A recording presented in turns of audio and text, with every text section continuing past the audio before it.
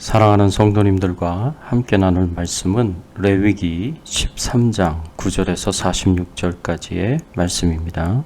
핵심적으로 살펴볼 말씀은 16절, 17절 그리고 45절의 말씀입니다. 그 생살이 변하여 다시 휘어지면 제사장에게로 갈 것이요 제사장은 그를 진찰하여서 그 환부가 휘어졌으면 환자를 정하다 할지니 그는 정하니라. 나병 환자는 옷을 찢고 머리를 풀며 윗 입술을 가리고 외치기를 부정하다 부정하다 할 것이요. 오늘 말씀을 통해서 우리가 생각해 봐야 할 주제는 우리가 죄를 어떻게 대하여야 하는가입니다. 오늘 본문의 말씀은 문둥병에 대한 말씀이 기록되어 있습니다. 외견상 문둥병은 끔찍한 병입니다. 눈동자가 없어지고 코도 떨어져서 구멍만 남고 손가락과 발가락도 문드러져 없어지는 병, 그 병이 바로 문둥병입니다. 성경에서 문둥병은 죄의 모형입니다. 죄와 문둥병은 여러 가지 면에서 유사하기 때문입니다. 문둥병에서 치유책이 없는 것처럼 죄에도 치유책이 없습니다. 죽음만이 있을 뿐입니다.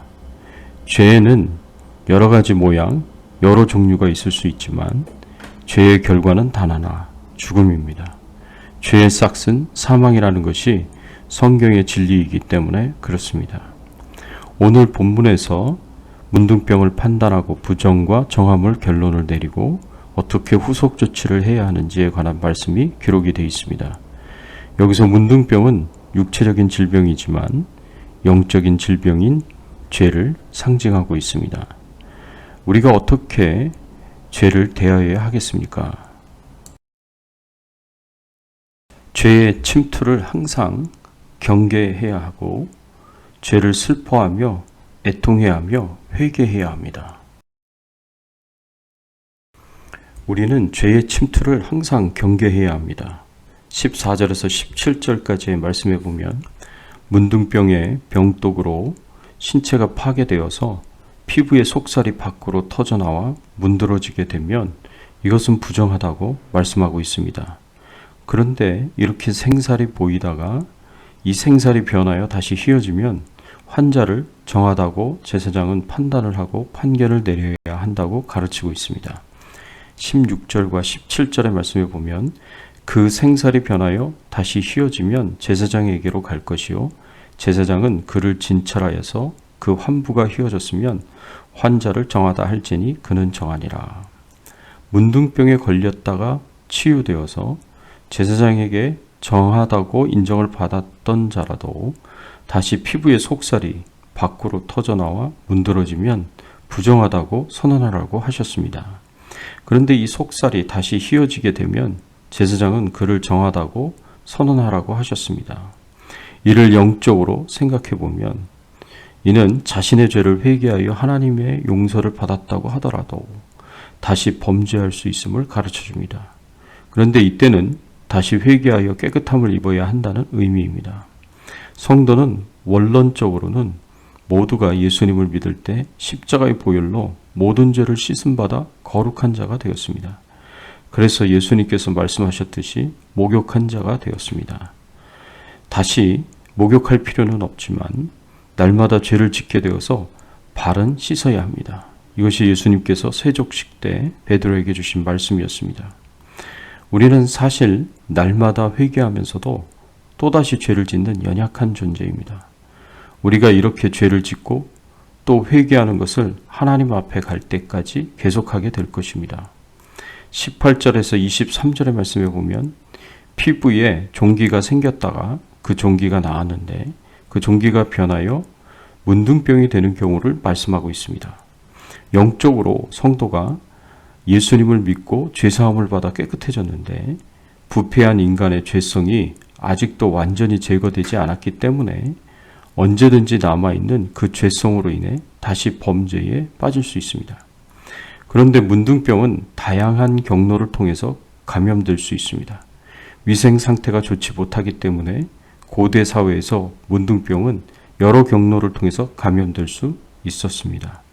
종기가 생겼던 곳을 통해서 감염이 될 수 있었을 뿐만 아니라 24절에 보면 화상을 입은 상처를 통해서도 감염될 수 있었고 29절과 30절의 말씀에 보면 머리털이나 수염이 나는 피부에 약한 곳을 통해서도 감염될 수 있었습니다. 이처럼 문둥병이 다양한 경로를 통해서 감염될 수 있었기 때문에 이스라엘 백성들은 문둥병에 걸리지 않기 위해서 항상 청결을 유지하며 신체의 어느 한 부분도 나병균에 감염되지 않도록 해야만 했습니다. 이렇게 나병균의 침투 통로가 다양한 것과 같이 영적 문둥병인 죄의 침투 경로도 다양합니다. 죄는 우리 생활 전반에 걸쳐서 다양한 형태로 나타날 수 있습니다. 그래서 우리가 어느 한 부분이라도 영적으로 긴장을 늦추게 되면 죄악은 바로 그 느슨한 부분을 뚫고 들어와 우리의 삶 깊숙이 침투하게 됩니다. 그래서 사도 바울이 데살로니가전서 5장 21절, 22절에 이렇게 말씀하였습니다.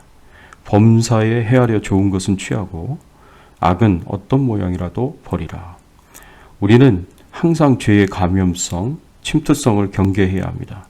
죄의 유혹에 연약한 부분을 틈타 죄는 언제든지 우리를 넘어뜨리고 타락시키고 부패하게 만들 수 있습니다. 그래서 항상 영적으로 깨어 죄에 대한 경계심을 늦추어서는 안 됩니다. 사랑하는 성도 여러분, 죄가 아무리 다양한 방법으로 다양한 경로로 우리를 유혹한다 할지라도 결코 흔들리지 않고 영적 전투에서 반드시 승리하시기를 예수님의 이름으로 축원합니다. 또 죄를 애통해야 하며 슬퍼해야 합니다. 45절의 말씀에 보면 나병 환자는 옷을 찢고 머리를 풀며 윗입술을 가리고 외치기를 부정하다 부정하다 할 것이요. 문둥병으로 진단을 받은 나병 환자는 옷을 찢고 머리를 풀며 윗입술을 가리고 부정하다 부정하다라고 외쳐야 할 것을 말씀하고 있습니다. 문둥병으로 진단을 받은 자가 옷을 찢고 머리를 풀라는 것은 개인적으로 가족으로부터 버림을 받고 공동체로부터 버림을 받아 집 밖으로 쫓겨나서 나올 때까지 격리되어 살아야 하기 때문에 슬퍼하며 애통해야 할 수 있습니다. 그런데 영적으로 죄를 지은 자가 자신의 죄를 슬퍼하며 애통해야 함을 교훈하고 있습니다. 그 죄로 인해서 하나님과의 교제가 깨어지고 그래서 하나님께서 함께 하시지 않으시고 하나님께서 기도를 듣지 않으시고 하나님께서 예배를 받지 않으시게 된 것을 슬퍼하며 애통해야 합니다. 그리고 윗입술을 가리라고 하였습니다. 이것은 죄를 지은 자는 하나님 앞에서 자신을 드러낼 수 없는 부끄러움을 가져야 한다는 것을 의미합니다. 하나님께서 요엘 선지자를 통해서 이런 말씀을 주셨습니다. 요엘 2장 12절 13절의 말씀에 보면 여호와의 말씀에 너희는 이제라도 금식하고 울며 애통하고 마음을 다하여 내게로 돌아오라 하셨나니 너희는 옷을 찢지 말고 마음을 찢고 너희 하나님 여호와께로 돌아올지어다. 그는 은혜로우시며 자비로우시며 노하기를 더디하시며 인애가 크시사 뜻을 돌이켜 재앙을 내리지 아니하시나니.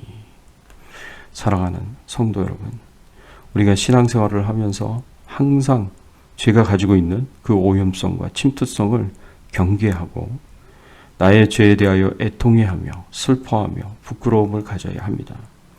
그리고 항상 우리의 죄를 회개하고 하나님께로 돌아가야 할 것입니다. 그러면 하나님은 은혜로우시고 자비로우시고 노하기를 더디하시고 인애가 크셔서 우리의 죄를 용서하여 주실 것이고 뜻을 돌이켜 재앙을 내리지 않을 것입니다. 죄로부터 멀어지시고 하나님께로 가까이 할 수 있는 저와 여러분들이 되시기를 예수님의 이름으로 축원합니다. 함께 기도하겠습니다. 하나님 감사합니다. 오늘 말씀을 통해서 죄의 침투를 항상 경계해야 하고 죄를 슬퍼하며 애통해하며 회개하고 하나님께로 돌아오라고 말씀해 주시니 감사합니다. 오늘 말씀처럼 우리가 살게 하여 주시고 우리가 철저하게 죄를 경계하며 살아가게 하시고 죄를 지었을 때 그 죄가 가지고 오는 모든 결과들을 그 비참한 결과들을 생각하며 하나님 앞에 슬퍼하고 애통해야 할 수 있는 저희들 되게 하여 주시옵소서. 항상 하나님 앞에 거룩하고 정결하게 하시고 온전하도록 하나님께서 인도하여 주시고 이 죄의 문제를 잘 해결하여서 하나님과의 교제가 더욱 친밀하고 깊어지게 하여 주시고, 하나님과의 기도 생활이, 예배 생활이, 또 하나님과 동행하는 삶이 온전해질 수 있도록 인도하여 주시옵소서. 오늘 하루도 주님과 동행하는 하루 되게 하시고 주의 나라와 영광을 위해서 살게 하여 주시옵소서. 코로나 바이러스와 모든 질병으로부터 안전하게 하여 주시고 우리의 기도를 들으시고 응답해 주시옵소서. 감사하고 예수 그리스도의 이름으로 기도드리옵나이다. 아멘.